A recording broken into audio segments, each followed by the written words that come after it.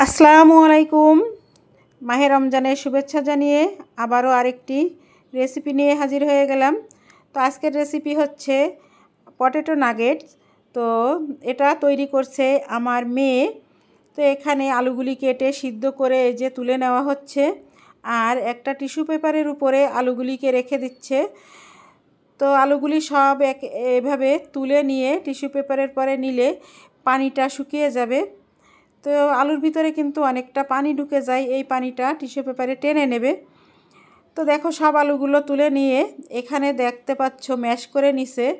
Mash করে নেওয়ার পরে এখানে দিয়ে দিল ধনিয়া পাতা, তারপরে হচ্ছে সাদা গোলমরিচের গুঁড়া, মরিচের গুঁড়া, আর কিছু গরম মশলার গুঁড়া এখানে দেওয়া এই যে গরম মশলার গুঁড়োগুলো দিয়ে দিচ্ছে, আর হচ্ছে চিলি ফ্লেক্স, লবণ, আর পরিমাণ মতো দিয়ে দেওয়া হচ্ছে কর্নফ্লাওয়ার।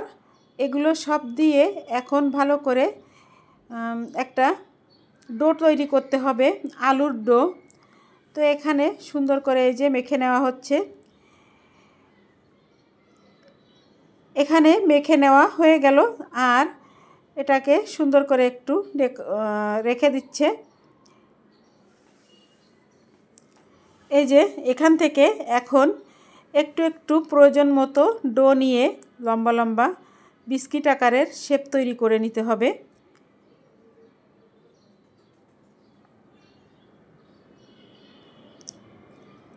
এই যে দেখো এভাবে শেপ তৈরি করে একটু চ্যাপ্টা করে নিতে হবে।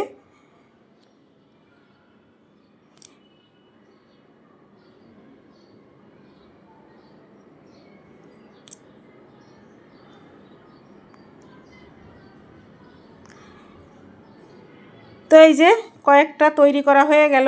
এখন এগুলিকে হচ্ছে একটা ডিম নিয়ে এখানে বন্ধুরা একটা ডিম নেওয়া হয়েছে।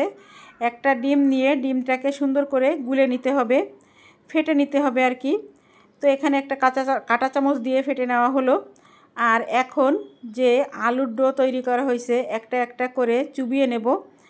আর চুবিয়ে নিয়ে তারপরে হচ্ছে টোস্টের গুঁড়া মানে ব্রেড গ্রাম করে রাখা হয়েছে এখানে, সেই ব্রেড গ্রামে ঘুরিয়ে নিয়ে তারপরে ভাজতে হবে। এই যে দেখো ব্রেড গ্রাম তৈরি করা এখানে।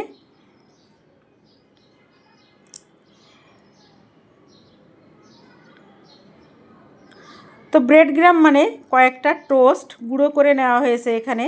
আর এই যে কাঁটা চামচ দিয়ে উল্টে পাল্টে ডিমের ভিতরে চুবিয়ে নিয়ে তারপর ব্রেড গ্রামের উপরে দেওয়া হচ্ছে। তো এখন সবগুলি একসঙ্গে রেডি করে তারপরে চলে যাব ভাজতে।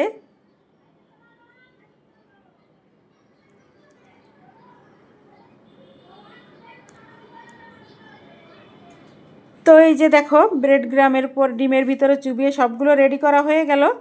এখন একে একে সবগুলো ভেজে নেওয়া হবে। এর আগে কিন্তু আরও কিছুটা ভেজে নেওয়া হয়ে গেছে। তো সেগুলো এখন ইফতারির শেষে আবারও আসলাম এগুলো ভাজতে।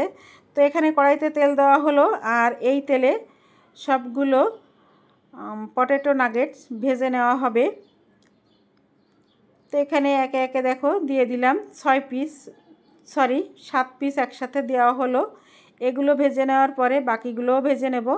বেশ একটু সুন্দর কালারফুল করে এভাবে একেবারে মৃদু আঁচে ভেজে নিতে হবে। ভেতরটা থাকবে জুসি আর উপরটা হবে ক্রিস্পি। এভাবে হালকা আঁচে ভাজতে হবে, তা না হলে কিন্তু যদি আঁচটা বাড়িয়ে দেওয়া হয় তাহলে কিন্তু উপর থেকে পুড়ে যাবে আর ভেতরটা একদমই কাঁচা থেকে যাবে, ভাজা ভালো হবে না। যাই হোক দেখতে পাচ্ছ আমি খুব সুন্দর কালারফুল করে ভেজে নিলাম এখানে। বন্ধুরা এটাও একটা ইফতার আইটেম হতে পারে, অনেকেই এটা কিন্তু খুব পছন্দ করে। আর বাজার থেকে কিনে খেতে গেলে কিন্তু এগুলো অনেক দাম নেয়, কিন্তু বাসায় তৈরি করে খাওয়া কিন্তু অনেকটাই সহজ।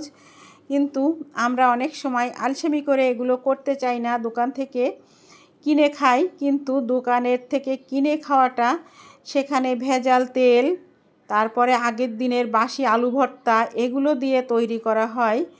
তো বাসায় তৈরি করলে সেটা হয় স্বাস্থ্যসম্মত। তো যারা পছন্দ করো তারা এভাবে বাসায় তৈরি করে খেতে পারো, খুবই সুস্বাদু।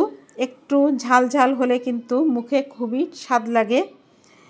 তো দেখো আমি আমার পটেটো নাগেটসগুলো খুব সুন্দর কালারফুল করে ভেজে নেওয়া হলো। তো আরও একটু আমি মচমচে করে ভাজার জন্য কিছুক্ষণ রেখে দিচ্ছি।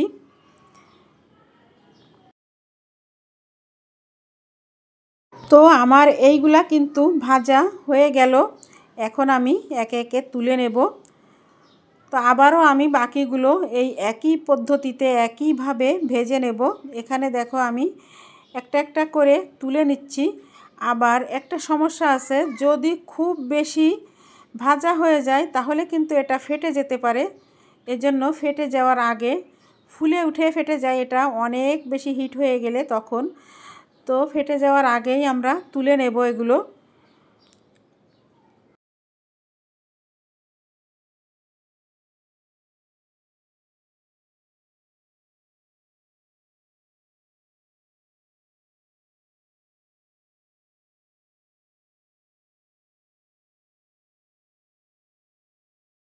বন্ধুরা দেখো আমার এগুলো ভাজা হয়ে গেছে, আর এখন আমি তুলে নিচ্ছি।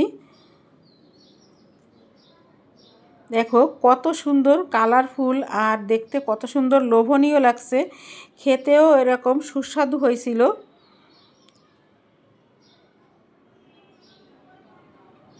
দেখো অনেকটা ফুলে টইটুম্বুর হয়ে গেছে। তো আমার হয়ে গেল। আবারও আমি এই যে একে একে বাকিগুলো দিয়ে দিচ্ছি, আর একইভাবে আমি ভেজে নেব। বন্ধুরা তোমরা যারা পটেটো নাগেটস বা আলুর চপ খেতে পছন্দ করো তারা এভাবে তৈরি করে খেতে পারো।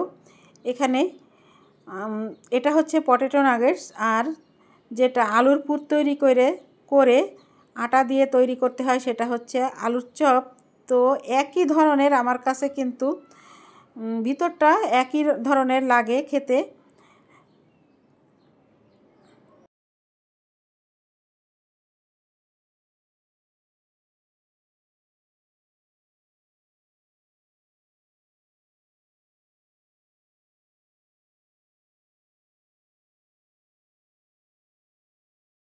বন্ধুরা এখানে আমার সবগুলো ভাজা কমপ্লিট হয়ে গেল, আর আমি সবগুলো একসঙ্গে একটা প্লেটে তুলে নিলাম।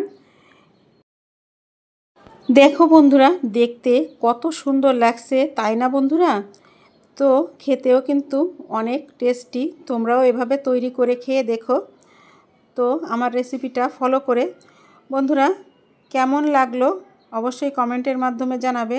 আর এই যে দেখো চলে আসলাম আমরা, এগুলো এখন আমরা খেয়ে দেখব। আর একটা আমি ভেঙে দেখাচ্ছি, ভেতরটা দেখো একেবারে জুসি আর বাইরেটা ক্রিস্পি। তো আজকের ভিডিওটা যদি তোমাদের কোনো অংশে একটু ভালো লেগে থাকে তো একটা লাইক দিয়ে দেখার অনুরোধ করব, আর শেষ পর্যন্ত দেখতে বলবো। তো বন্ধুরা আজকের ভিডিওটা এখানেই শেষ করছি। আল্লাহ হাফেজ, আসসালামু আলাইকুম।